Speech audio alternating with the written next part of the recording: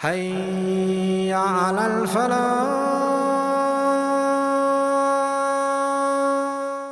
You know, if you're not a very spiritual person and you don't think about the akhirah a lot, if you haven't prayed for years and years and years, if you go for a burial, and you've never gone to a burial, if you go to a burial after a janazah, you follow the procession and you go to the burial. If you go that will be a spiritual experience for you. Just walking around and reading the gravestones, reading this guy died at the age of, or this child died at the age of 20, this one at the age of 6 months, this one at the age of 83 years, this one at the age of 31, this one was this guy was my age, this woman, this man, this woman, and you will read that and you know what, you won't be thinking of them. Who will you be thinking of?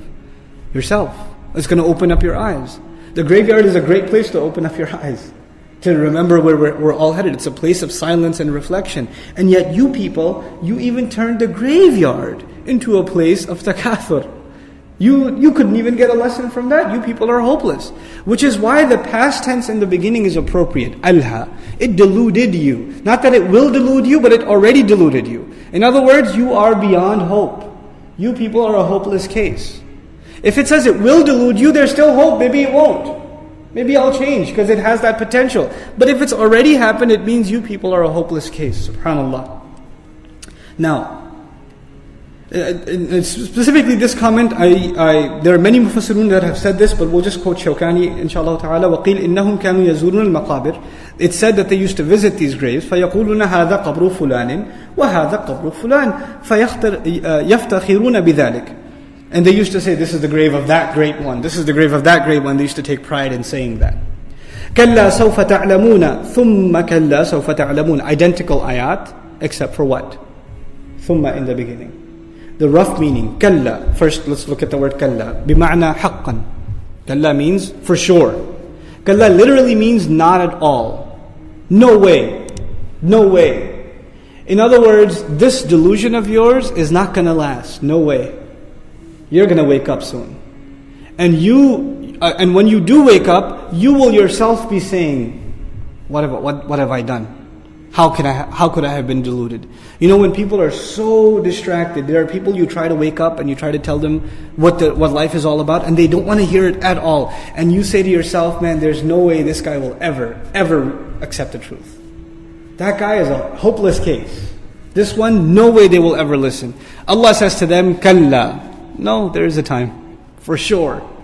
They will listen. No more distractions. And this is after they've gone to the graves, right? After they've been buried. Now, كَلَّا سَوْفَ تَعْلَمُونَ. The first one.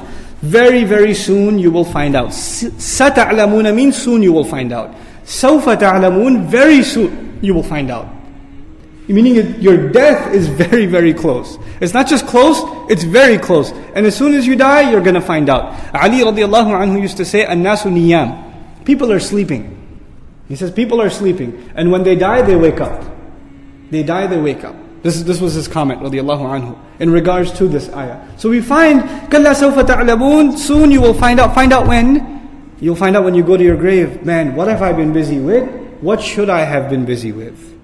You'll find that out pretty soon. As soon as one goes into the grave and the questioning begins, you realize how messed up you have been. That's the first one. Then he says, ثُمَّ كَلَّا سَوْفَ تَعْلَمُونَ. Then again, ثُمَّ كَلَّا سَوْفَ تَعْلَمُونَ. Some ulama comment, the second ayah is not just for emphasis. The first one is for the questioning in the grave, when you will realize how messed up you were. The second one, soon you will find out, is when you come out of the grave, when the day of judgment begins, and all of your deeds are taken out, and the whole scrolls begin. Then you will really realize how distracted you had been. The full record. And the second record is more comprehensive than the first record. In the grave you're questioned, but not thoroughly. But when you come out on the day of judgment, how are you questioned? Thoroughly. So the second questioning is more powerful than the first, which is why the second ayah has thumma, making it more powerful. Thumma is akad. It adds tafkhim, it adds tahweel, it adds emphasis, it adds terror, and it adds comprehensiveness to the phrase.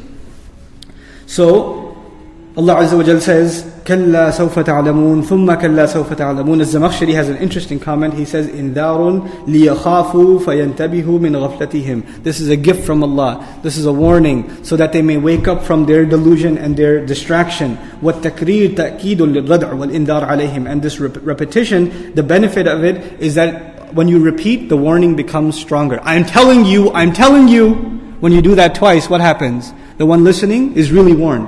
If you really want to stop your kids running into the parking lot. Stop, stop, stop. You don't say it once. How many times do you say it? You repeat it? The more serious the warning, naturally, what do? You repeat it. You're going to find out. You're going to find out. كَلَّا سَوْفَ تَعْلَمُونَ ثُمَّ كَلَّا سَوْفَ تَعْلَمُونَ. The repetition of it actually adds to the state of urgency and the style of warning that Allah Azza wa Jalla is communicating. وَالْأَوَّلْ أَشَدْ. And this style is used in Arabic, for example, أَقُولُ لَكْ ثُمَّ أَقُولُ. I'm telling you. Man, I'm telling you. You say it again. And you say this twice to get the point across to someone who does, apparently, until you say it to them this way, it won't affect them. They're beyond the point of just casually talking to them and they're ready to reason. So you have to give them the stronger language. The Quran, the problem is, for us the Quran is in the form of book. We're reading it. But when the Quran was being recited to the kuffar, it wasn't being recited in the form of book. How was it being presented? Speech. And in a speech, you can emotionally affect your audience. But in writing, is not as easy to do that. In speech it is, which is why even today, if you're reading Quran, you may not be moved. But if you're listening to Quran in salah, what might happen? You'll be moved. Because the real effect is in speech. The real effect, heart to heart, is in speech. Somebody emails you advice, I don't know. Somebody gives you advice over the phone, you take it a lot more seriously. Because words, when you hear them, they just have they are closer to the heart. Which is why even in the Quran, we don't find the Sahaba saying, قَرَأْنَا وَأَطَعْنَا. We read and we obeyed. What do they say? سَمِعْنَا وَأَطَعْنَا. We heard and we obeyed. Writing is read, but speech is what? Heard. And it's so compelling that once we hear it, we're ready to obey. It's powerful speech. So this is one of the benefits of having Darsul Quran, right? Lectures on the Quran. Inshallah, better and more qualified scholars will do them and more of them. One of the benefits of that is it revives a sunnah of the Quran itself. The Quran, first and foremost, isn't meant to be read. The Quran, first and foremost, is meant to be heard. The Messenger ﷺ recites it onto the people so they can hear it. يَتْلُو عَلَيْهِمْ آيَاتِهِ. And part of its power and its emotional strength is lost when you reduce it to reading, when it's not something that is heard. كَلَّا لَوْ تَعْلَمُونَ عِلْمَ الْيَقِينِ. No, not at all. Had you only had. Law is kalimat al-hasr. It's a word used to express what's called regret. So Allah Azza wa Jalla is expressing regret on their behalf of saying, if you only knew. If you only had knowledge. What kind of knowledge? He says, ilm al-yaqeen. If you had knowledge of certainty. Had you known the knowledge of certainty. There's ilm al-yaqeen. A few ayat later we'll find something else. We'll find ayn al-yaqeen. Okay? ثُمَّ لَتَرَوَنَّهَا ayn al-yaqeen. So there's two now. There's the knowledge of certainty. There's the eye of certainty. These are figures of speech. We'll talk about each of them inshaAllah ta'ala. Then in the Quran there's a third one, which occurs twice. Allah Azza wa Jalla uses the word حَقُّ الْيَقِينِ وَإِنَّهُ لَحَقُّ الْيَقِينِ. So there's ilm al-yaqeen, ayn al-yaqeen, and حَقُّ الْيَقِينِ. There are three of them. If one has to understand all three and the relationship between them before we understand these ayat properly. So let's do that inshaAllah ta'ala. First of all, let's look at the word yaqeen itself. That's the common denominator between these three phrases. Two of these phrases, once again, are in this surah. Which two phrases? Ilm al-yaqeen and ayn al-yaqeen. And the third phrase doesn't occur in this surah. It occurs elsewhere, twice. And this is haqqul yaqeen. Haqqul yaqeen. Okay? So let's look at the meaning of the word yaqeen. Imam Raghib says, al-yaqeen min sifat al-ilm fawqa al-ma'rifah aw al-diraya. He says yaqeen is a kind of knowledge that is above just being familiar with something or having information about something. It is a higher form of knowledge. That's the first attribute. So it's more than just knowing, having yaqeen. I'd like to translate the word yaqeen with the words solid conviction or unflinching conviction. You're absolutely convinced of something, then you use the word yaqeen. This is even stronger than iman, by the way. And we'll see why it's even stronger than iman when it's used. Then we find Abu al-Hilal al-Askari commenting on the word yaqeen. He says, al-yaqeen sukunun nafs wa nahju sadr bima alima. This is very important. Two parts. He says yaqeen is something you are so convinced of that deep inside you are satisfied with it. You're okay with what it says. There's one thing, Somebody says there's an afterlife and you say, yeah, I guess it makes sense.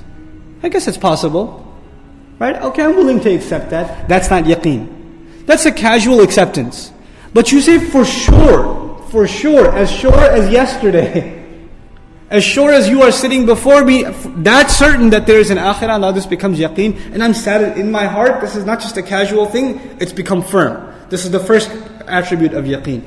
The second, وَنَهْجُ الصَّدْرِ بِمَا عَمِلَ. So one, you're not, actually this was the second. The first is sukunun nafs, which is you don't think about it again. It's not something you revisit. It's done. It's an absolute reality. It's a premise which you don't go back and revisit again. Okay, so these are the two attributes. So it's something you don't revisit, and second, you're completely internally satisfied and have internalized that reality. So, how is the word yaqeen used in the Quran? We find the word yaqeen being used to talk about death. حَتَّى أَتَانَا الْيَقِينَ وَاعْبُدْ رَبَّكَ حَتَّى يَأْتِيَكَ الْيَقِينَ. The word yaqeen is used in place of maut. Why? Even the kafir for sure believes in what? Death.